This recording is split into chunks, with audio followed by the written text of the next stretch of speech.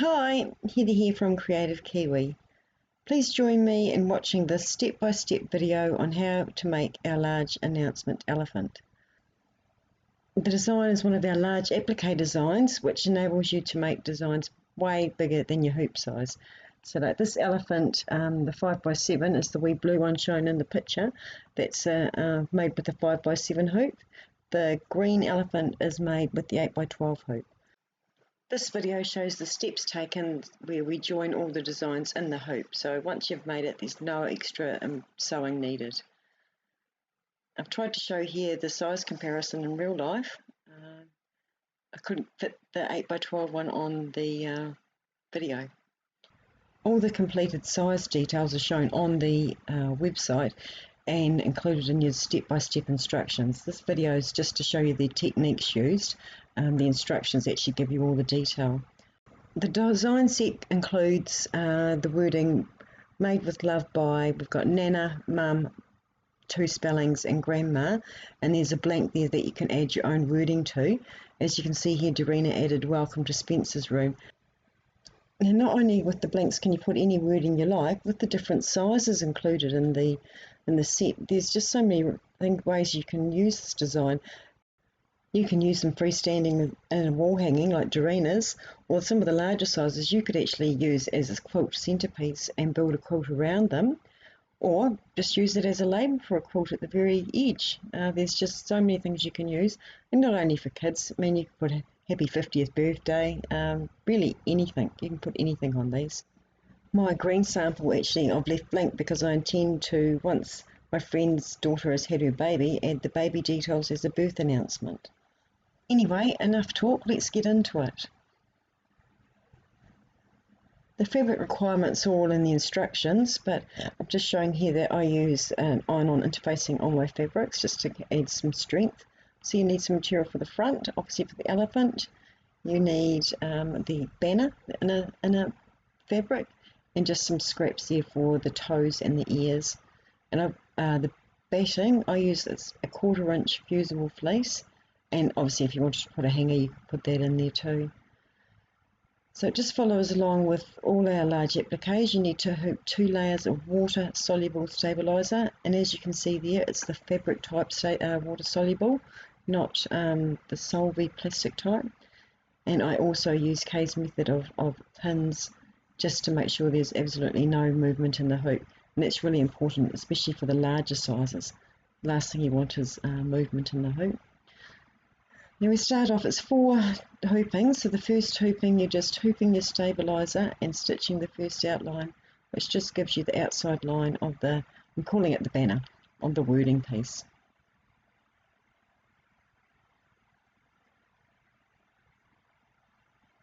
And you place your pallet or batting piece over the top of that guideline and you stitch it to attach. Now this sample I'm showing what we call reversible, so I'm using fabric on the back, the same matching fabric on the back, and I'm using matching bobbin thread. Obviously if you're going to add this to a quilt you wouldn't need to, you could just use something plain on the back. With the step-by-step photo instructions that are included, I actually just use a plain cutaway on the back of mine because I'm going to put the finished design on a quilt. Anyway, back to the design. Now you can see there we're just trimming away all the excess batting in the hoop. This just makes it easier for the seams basically and for your cutting later.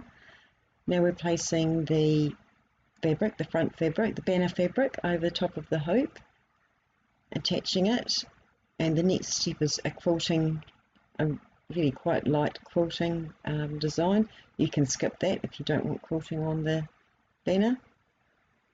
The next step is to do any writing or any wording. I'm not going to make you watch that stitch out, but that's just any wording that you would want on there. You do that before we do the backing, which we're showing here. So we've got a piece of backing fabric, and I know it's hard to see in the white, but you've got the right side is coming out towards you. It's going to be what you actually see on the back of the elephant. So we're taping that in place on the back of the hoop. And we're returning to the machine and just attaching that.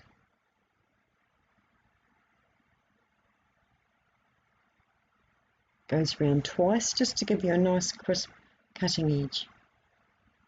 which is what we're going to do next. So we take it away from the hoop, and you can see I got it just a wee bit too close there on that side, which just makes it harder to cut really.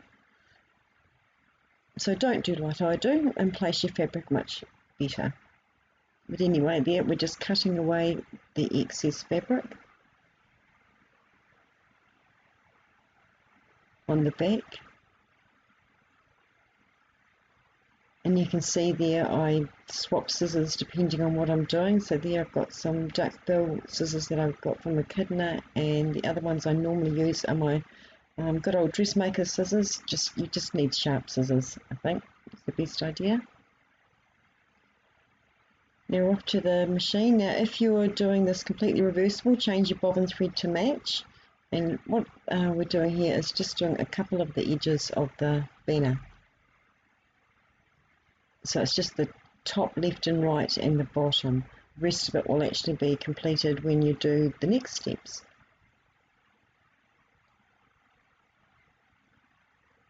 There you go, magic of video, it's completed. And that's the first segment done. I'm just showing that you just cut away all that excess stabilizer.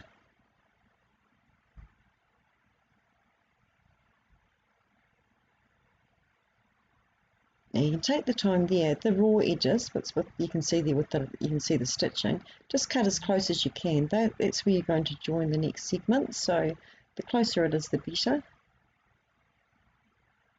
And obviously on the bits with the satin stitch edge, don't cut them, just cut close to that stabilizer, and we can clean that off later with some water.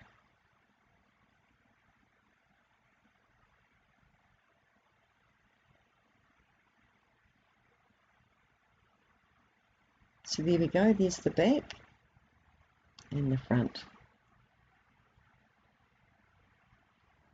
Now we're going on to step 2. Now you may be able to do the legs in a smaller hoop, so even if you're doing an 8x10 design, I think you can still use the 5x7 hoop. It's just so smaller, and you'll see as I've gone that you can't really incorporate them into one hooping just because of the way that the design is joined.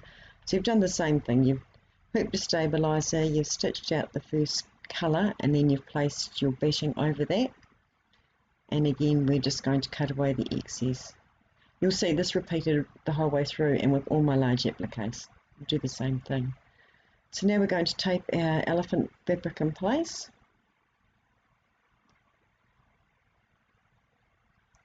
Take that back to the hoop and attach it.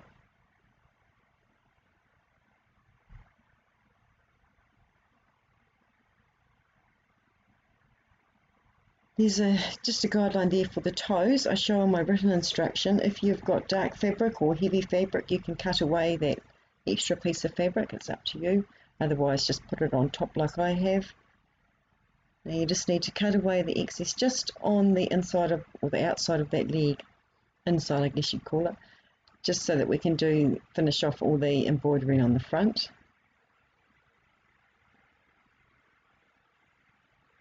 Again, this is in the instructions. So what we're going to do here is same technique as before. We're going to place the backing fabric on the back.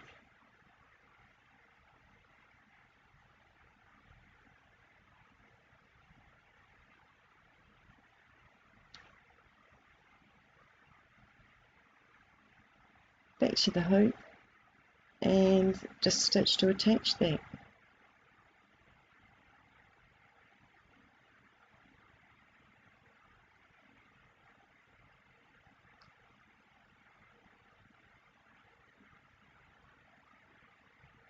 We're back and we're going to cut away that excess fabric on both sides of the hoop. I get into a habit of doing the back first, otherwise you can, and I have done this before. I've cut away the fabric on the front, put it back into the machine, and I've still got the backing fabric there. So it's just a habit I get into, that I do the back of the hoop first.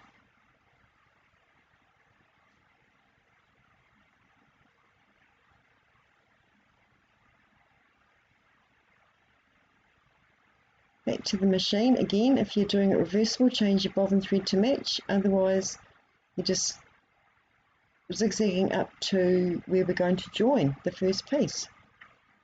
So as you can see there, I've slowed it down a bit, you're matching stitch line upon stitch line, so there's a tiny little overlap there. And then what you can do is tape this in place. Sorry about my arm going over there.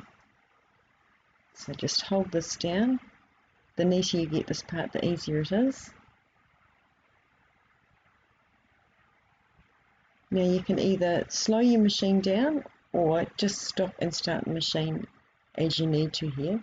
It's just basically a zigzag stitch that just stitches down and joins those two edges together.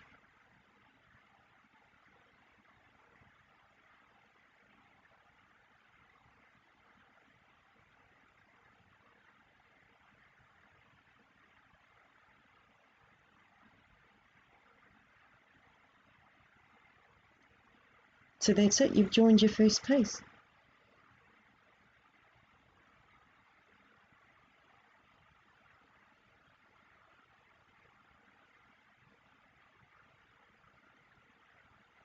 I'm showing the change of bobbin thread. And now it's just completing the design as per on the instructions, which is just stitching down the sides of that banner, and then the next bit is I think the leg and then the toes. And that's your second piece done. Again, we're going to cut away the excess stabiliser. Now the next leg is made exactly the same. So what I've done is I'm not going to put you through it again. It's actually just orientated upside down, I guess, in the file, but it's doing exactly the same steps as before. So you can see there we've got to the point where we have zigzagged along the side of the design, and we're going to join the third piece, or this be joined to the third piece. And that's exactly what I showed you before. Again, stitch line upon stitch line, just a really tiny overlap. Tape it in place so there's no movement.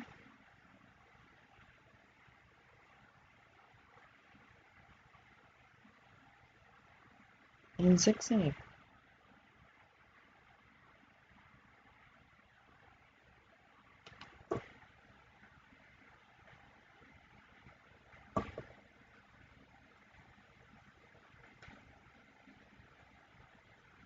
And again, now it's just a matter of completing the embroidery with the satin stitches along the side of the banner, around the leg, and then just the last leg, the toes.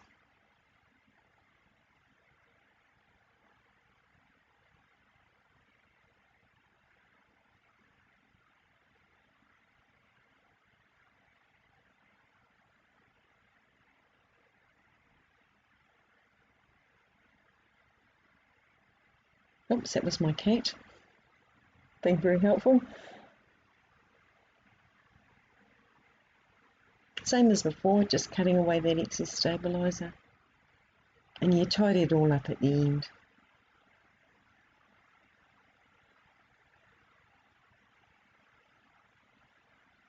There we go. And the last part, back to your large hoop again. Same idea again. On your stabiliser, you're going to stitch the outline of the elephant's head. Now you could actually just use this head by itself. If you just wanted to put it on like a towel, those hooded towels, you could just use this one design. Replacing the pallet, bashing over the guideline and stitching it down.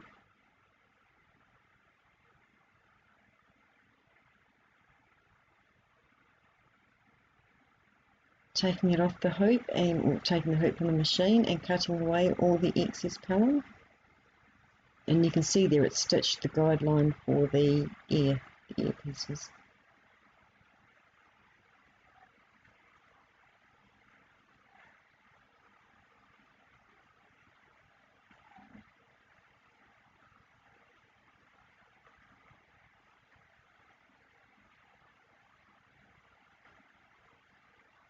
Put our fabric over, our elephant head fabric over, and stitch it down. And that just leaves a gap at the edge where the ear is going to go. And again, if you want to, you can cut away that little bit I did on my photo instructions, or just as I did there, it's just going on top of a light fabric. So I've just added the pink on top.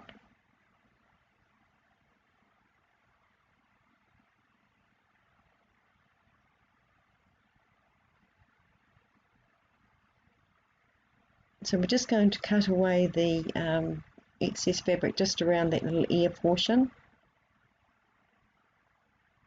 just so we can complete all that embroidery on the front.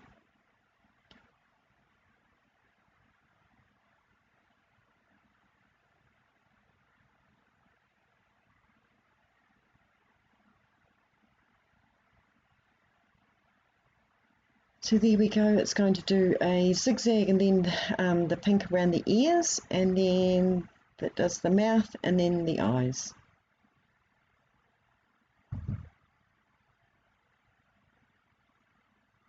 So we've completed all the stitching on the front of the face, and now we're putting on the backing. So this is where, what you could do is do the other parts of the design could be unbacked, but you could back this last piece because that way what you can do is when you stitch it to a design or anything, you can have the ears with the right side of the fabric showing. So anyway, we've attached the backing and we are now cutting away the excess fabric exactly as before.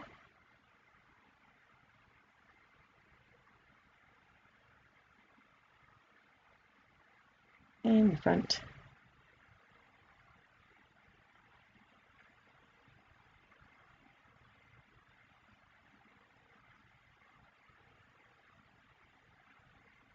So yeah, that'd be a cute tail topper with just the ears 3D as such. Back to the machine, and we're going to do, as we've done with all the other steps, going to do a zigzag round, and then the machine will stop where you're going to join the rest of the design.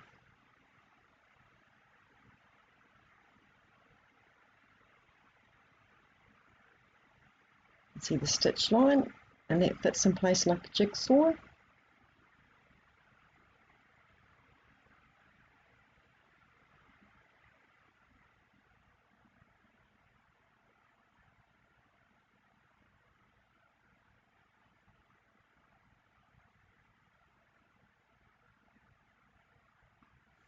And we're just doing that zigzag stitch that joins the pieces.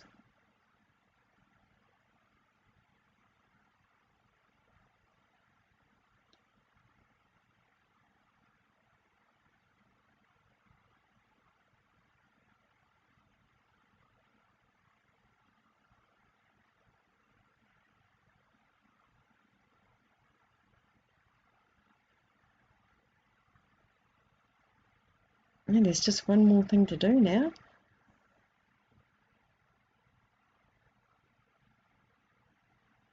I'm going to do the final stitch, which does everything now. It does all the satin stitch edges and all the edges of the trunk.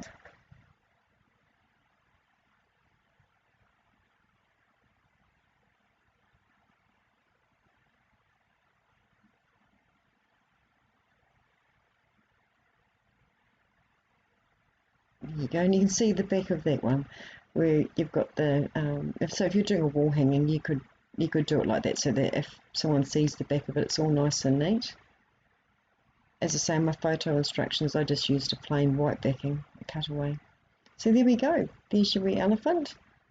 You just need some hot water and some Q-tips and just remove all traces of that water-soluble stabilizer.